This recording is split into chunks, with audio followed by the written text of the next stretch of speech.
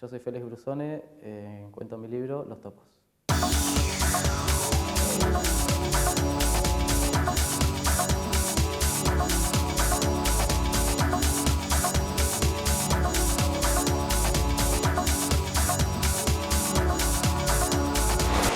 La estructura del libro tiene que ver con una cuestión geográfica, dado que transcurre la primera parte en lo que sería Capital y alrededores, y la segunda en Bariloche. Es lo único que estructuraría como la representación de lo geográfico, que por otro lado tiene algún sentido en el libro por todos los recorridos que va haciendo el personaje. El personaje no es un personaje que esté quieto, sino que se mueve. Y bueno, y el movimiento más importante que realiza a lo largo de esta historia es su traslado a Bariloche, donde podría decirse que la novela se da vuelta, ¿no? Es decir, pasa a ser casi otra novela, a pesar de que se mantiene el mismo narrador y el mismo tono y demás. Está pensado un poco por eso, la estructura en dos capítulos. Yo en esa época me acuerdo que estaba mirando compulsivamente Lost, ¿no? Entonces estaba esa idea de destino permanentemente dando vueltas. Porque bueno, en Lost hay personajes que, digamos, están del lado de todo está predestinado y personajes que no, claramente, ¿no? Y bueno, digamos, de alguna forma eso entró en la novela. Evidentemente el personaje tiene una marca originaria que es la orfandad, digamos, con características políticas, porque es una orfandad producto del terrorismo de Estado, porque es hijo desaparecido. Y en cierta forma hay como una predestinación a hacer determinados recorridos que tiene que hacer, ¿no es cierto?, un hijo desaparecido, por la historia que tiene. Pero bueno, también está la cuestión de la errancia y de hasta dónde esa predestinación no se puede burlar, ¿no es cierto?, por dónde se puede alterar. Es un poco, en cierta forma, ahora que me lo preguntás, nunca me lo habían preguntado, es un poco el tema de la novela, de cómo alguien con una marca tan fuerte, no solo por este origen de orfandad política, ¿no es cierto?, sino por la cuestión de los discursos que a lo largo de su formación van completando su conciencia, ¿no? Habría como una predestinación en eso.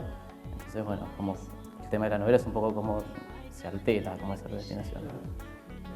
Siempre pensé que era productivo que, digamos, narrar desde un personaje que sea de la generación posterior a la llamada generación perdida, ¿no es cierto? Justamente por esto que te comentaba antes del destino, ¿no?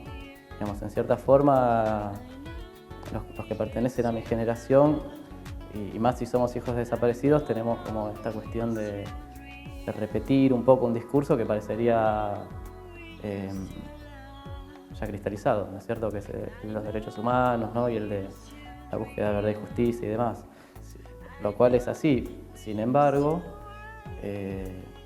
hay una serie de características que tienen que ver con la formación precisamente de esta generación por fuera de estos discursos, digamos, que tiene que ver con la formación de nuestra generación en la realidad, que es la realidad de los 90 mayoritariamente, que choca con esto.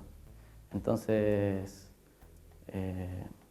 y aparte, bueno, con cuestiones que mi generación no puede resolver desde el discurso, porque son cosas incluso prediscursivas. Cuando mis padres, por ejemplo, desaparecen, yo ni hablaba, ¿no es cierto? Hay muchos hijos también, creo yo, digamos, hay muchas posibles miradas.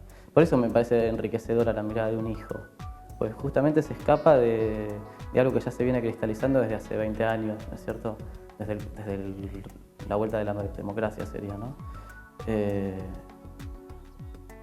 Entonces, sí, evidentemente, Los Rubios es una película que encara el problema desde una perspectiva completamente nueva. Obviamente, Los Topos no está ajena a esa mirada, obviamente que, digamos, a partir de Los Rubios hay que pensar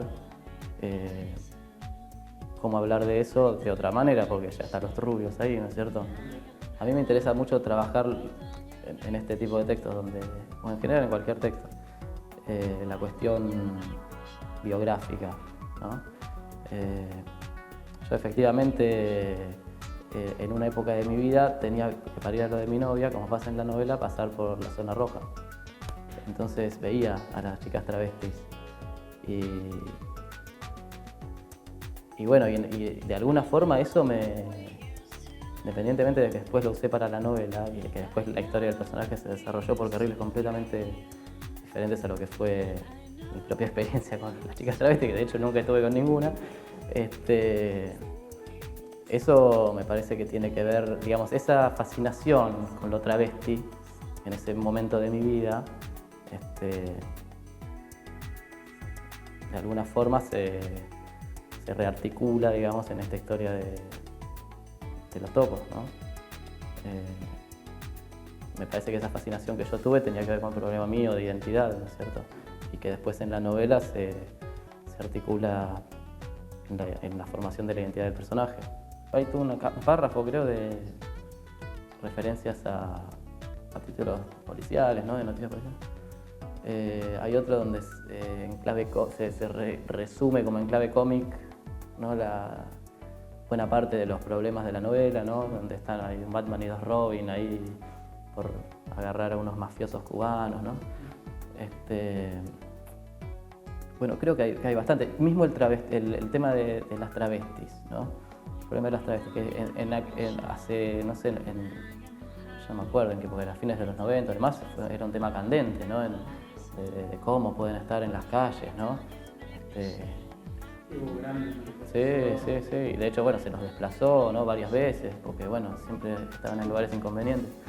Bueno, toda esta cosa está como, por un lado está como ese momento de la historia del travestismo, no sé, o de la prostitución en la ciudad de Buenos Aires, pero también está todo el estereotipo que a partir de ahí se fue conformando sobre qué es un travesti, ¿no? En la novela no hay un trabajo sobre el travestismo serio.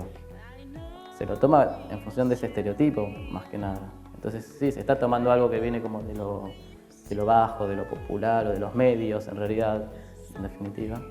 Hablábamos básicamente de nuestras posibilidades de frustrar el ataque. Batman Papá decía que teníamos que dividirnos.